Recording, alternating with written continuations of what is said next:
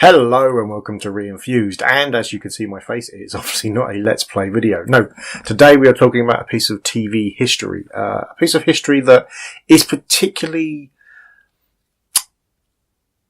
important, I'd say, from my childhood, because it's the program that really got me into science fiction in a big way.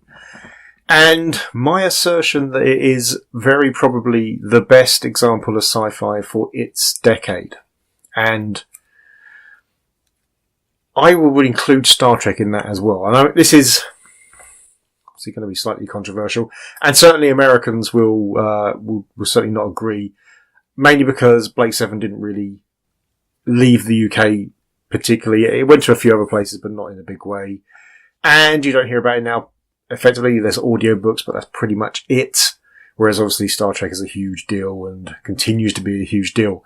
But that's more kind of how the program was treated by its production companies and the television companies that were running it, rather than the quality of the actual show. Now, there are problems.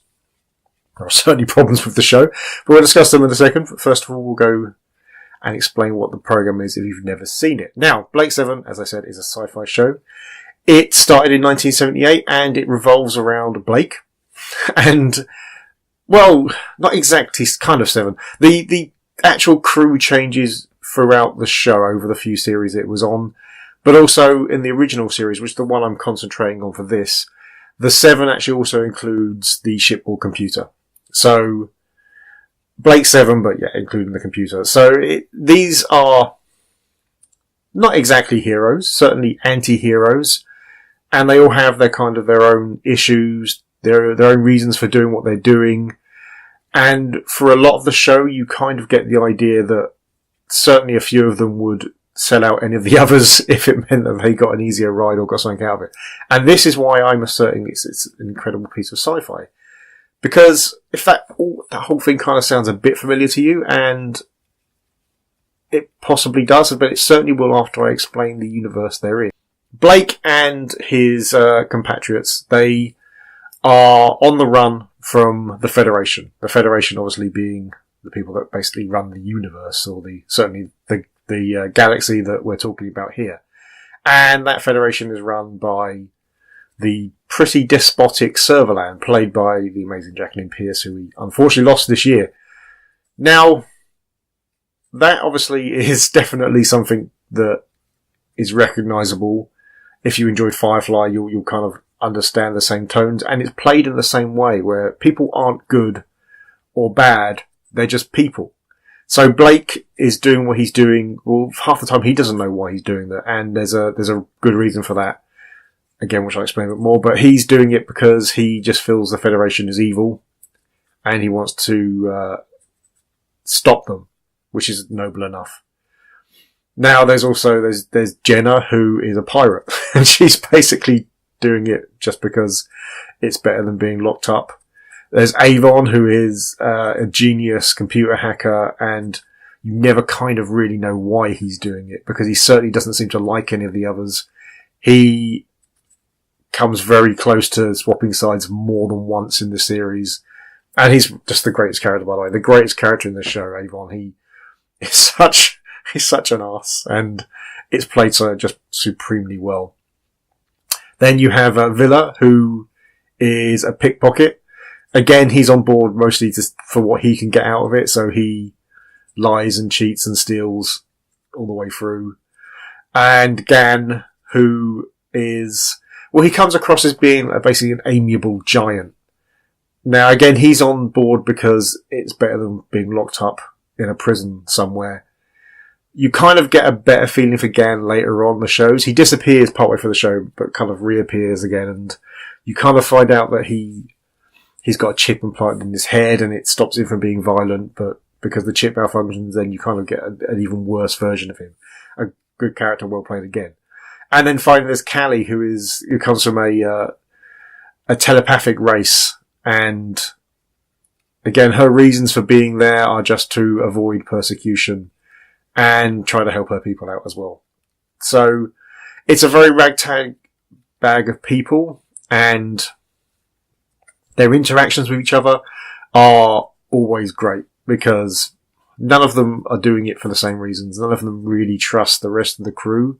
They kind of get into a process, and you see a lot where it seems to be that Blake and certainly Jenna are getting on more as a team. But even then, you see later episodes where Jenna will just kind of stab Blake in the back if her needs are going to be met that way. So, like I said, this was so far ahead of its day, because the whole way that the Federation is run is very 1984. It's all quite kind of like it's blatantly depressing for everyone, but most people are just getting on with it anyway because that's the way it goes. The rich are catered for and looked after, the poor are downtrodden. So these are things you never really saw in other sci-fi shows. They're all very sanitized. Like Star Trek is very, back then certainly, they've improved it a lot, but back then it was very sanitized. The Federation were great and they would help everyone, and anyone who wasn't the Federation was a bad guy and they were evil, and that was that. You had the pure black and white image of the universe. Whereas Shades of Grey are very much, is very much the best way of describing Blake 7. There's no one who's particularly good or evil. You are on Blake's side just because he's the hero of the whole thing, but you still can't fully accept what he's doing, especially later on. Like I say, later on you find out that, let's start with actually Blake's story, because if we go back to that, it explains a lot more. So, Blake effectively was a revolutionary. He was captured by the Federation, and they appear to have done some kind of mind wipe on him and some kind of disciplinary thing to control him. So he is now an amiable member of society because he's had all this done to him, until somebody comes out from his past and tries to get him to go back to the revolution. And he goes back with them just because he is curious about this whole thing and what's going on. But it's all a trap, and he ends up being that revolutionary group has been infiltrated by someone, so he ends up getting captured again. So it's very 1984 in that style, where he just gets picked up again. He goes onto a prison ship where he meets Jenna and Villa, and Gan and Avon are there as well. And so they're being taken to this horrible prison planet. But something happens. An alien ship is of weird design is knocked out in a battle, and they're sent as guinea pigs across to capture the ship because other crew members have gone across and been killed. And they're on this ship, and a lot of weird stuff happens, but they end up making contact with the ship's computer, and they take the ship. At this point, it's just Jenna and Avon and Blake, but they do go back and get Villa and Callie and Gan. They rescue them, which is not Avon's idea. He doesn't want to do that. And through using this ship, they find all this technology. They find communicators where they can talk to the ship wherever they are. They find a teleporter, obviously inspired by Star Trek. And the ship is a very intelligent but also quite sarcastic machine as well. And it's just a brilliant environment. And that's just it. The whole universe is fantastic. Now, definitely go and watch it. I know that a lot of the episodes have been put up on YouTube, so you can probably get them from there. It's definitely a show that just feels like it should have a remake. And the reason for that is because the storylines are genuinely strong. The storylines are just brilliant, and they're timeless because they don't hearken to like cultural things. They're literally their own universe, and they're put into this universe. So the scripts are completely solid. The set design and production is not quite so good because it was done very much on a small studio budget, and small studio budgets are not good for sci-fi films. So the costumes are all very, very pinned to their time. It's all flowing bell bottoms and collars and things like that.